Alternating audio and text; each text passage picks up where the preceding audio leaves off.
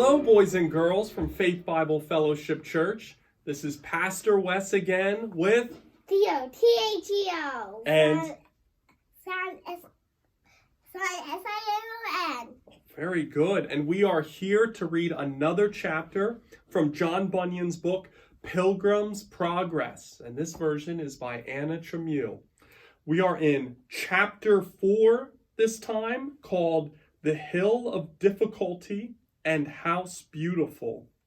And we hope you are as excited as we are to share chapter 4 with you this morning. You guys ready? Simon, you ready? All right. Chapter 4, The Hill of Difficulty and House Beautiful.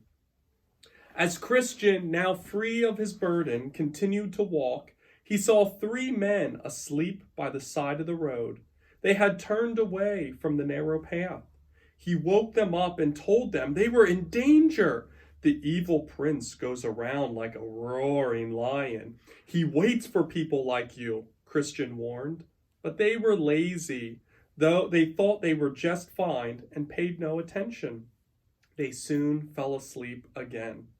Further on, 2 men jumped over the wall on the side of the narrow way. "Where did you come from? Where are you going?" Christian asked. The men said they were from the land of boasting, a place where people bragged about how good they were. "We're on our way to the celestial city," they declared. That's where Christian was going. Yeah, he's still going to the celestial city.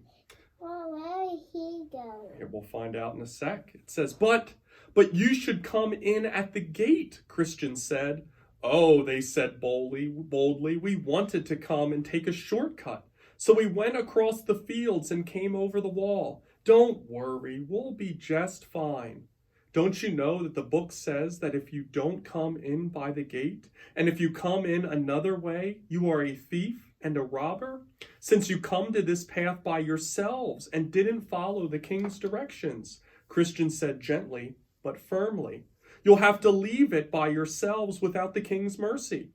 Then Pilgrim explained how the Lord had taken away his rags and heavy burden and given him the beautiful clothes, the mark on his forehead, and the rolled document with a seal. But the 2 laughed at Christian. They told him, "Mind your own business." Christian walked on ahead of them. Sometimes he felt God's comfort. At other times he felt discouraged. He often read from the document that the Shining Ones had given him, and that made him feel better. Soon the 3 came to the hill of difficulty. Christian began to climb up the straight and narrow way. The 2 other paths went around the hill and looked a lot easier than the high hill. On one of the paths, one of the foolish men went to the path called destruction. The other...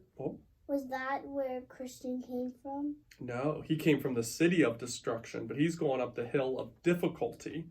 One's going on the path of destruction, and the other took a path called danger. The hill was very steep, and Christian had to climb on his hands and knees. He then came to a shady place provided by the king for travelers to rest. He sat down and read his document for comfort. He fell fast asleep, and the document fell out of his hand. It began to get dark. Just then someone woke him and warned him to get on his way. Christian quickly jumped to his feet and ran up the hill.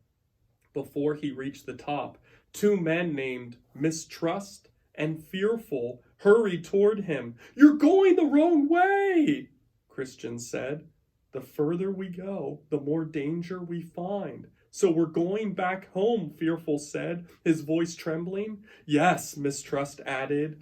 "Up ahead there are a couple of ferocious lions. They might tear us to pieces. If I go forward, I may face death," said Christian firmly. "But beyond the fear of death is life that lasts forever. So I'll need to keep going." Christian reached for his document, but it wasn't there. He fell on his knees. He asked God to forgive him for losing the document, which was his pass into the celestial city. He went back to look for it, tears streaming down his face. "Oh, what a foolish man I am," he cried. "I lost the document that comforted me so much. Now it will be night, before I make it to the top of the hill." Back in the resting place, Christian found what he was looking for. He put the precious document safely inside his coat, over his heart. He thanked God for showing him where to find it.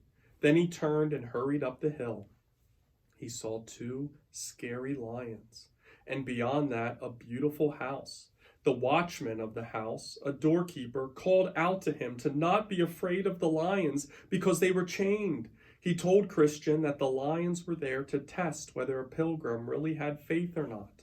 Trembling with fear, Christian did what the man said and safely passed by the 2 chained lions. He heard them roar, but they could not harm him. "Sir, what place is this?" Christian asked the doorkeeper. "This is House Beautiful. It was built by the king to give pilgrims relief and protection while on their way to the celestial city," said the man, leading him to past the front door. "My name is Christian," he introduced himself, "but it used to be Graceless." Soon a wise lady named Discretion came out and questioned the pilgrim. She asked how he became a Christian and what he had experienced on his journey. Then she was joined by Prudence, Piety, and Charity. They too asked him about his journey. Come in, they said at last, pleased with his answers. With the king's blessings, come in. Once inside, they continued talking until supper was ready. "What else did you learn along the way?" they asked Christian. "I learned that Satan cannot stop Jesus Christ, our King, from doing good works of grace in our hearts," he said. The woman asked him whether he was still tempted to do sinful things, and he admitted that he was. He said that several things helped him have victory over his desire to sin, remembering what Jesus had done on the cross, seeing his new life in Jesus, and reading the book that Jesus had given him. And finally, he said that it helped him not to give in to temptation when he remembered that he was going to the celestial city. Some people were listening to the conversation. They agreed entirely. Christ the King loves poor pilgrims very much, they said. There isn't anyone like him to be found from the east to the west. After a hearty supper, the conversation continued until late. They talked about what Jesus had done and why. They said he was a great warrior who fought and conquered Satan by pouring out his own blood. They prayed and then went to bed. Christian slept very well in a pleasant bedroom called Peace. The next day, the watchmen and the women took Christian to the study. They read many true and amazing stories about the Lord and what he had done for and through his servants, like Moses and David. David. Yes, you love David, don't you? Mm-hmm. Then they took him to the armory. They showed him protective equipment the Lord provide pilgrims: swords, shields, helmets, breastplates, and just the right shoes for the journey.